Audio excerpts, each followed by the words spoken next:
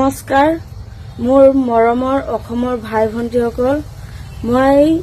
গুৰুজনৰ জন্মস্থান জেগাত গৈ এটা ভিডিঅ' বনাইছিলো হেতু কাৰণে মই ক্ষমা খুজিছো আপোনালোকৰ সকলো ভাই ভণ্টিসকল কিন্তু মই জনা নাছিলো এটো আমাৰ গুৰুজনৰ জন্মস্থানৰ জেগা বুলি আছিল বুলি মই জনা নাছিলো কিন্তু বেলেগৰ লগত শুটিং কৰিব গৈছিলো আৰু জেগাটো মানে মোৰ ভাল লাগিছিল কাৰণে মই ইমানটো ভবা নাছিলো হেতু কাৰণে মই আপোনালোকৰ পৰা মই ক্ষমা খুজিছো আৰু যদি জানিলোহেঁতেন তেনেহলে মই এনেকা ভিডিঅ'টো নবনালোহেঁতেন আৰু মই ইমানটো ভবাই নাছিলো যেটো ভিডিঅ' যে ইমানটো বেয়া হ'ব বা আপোনালোকৰ ইমান বেয়া পাব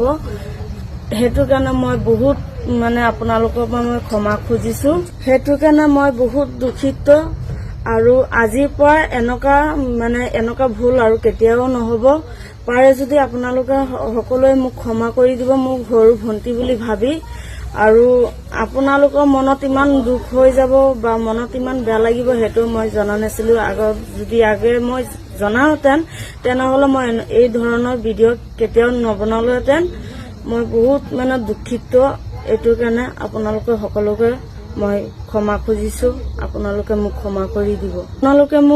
কৰি দিব আৰু পাৰে যদি আপোনালোকে মোক সৰু ভন্টি বুলি আখলি ল'ব আৰু সদায় মোক মৰম চেনেহ দি যাব ধন্যবাদ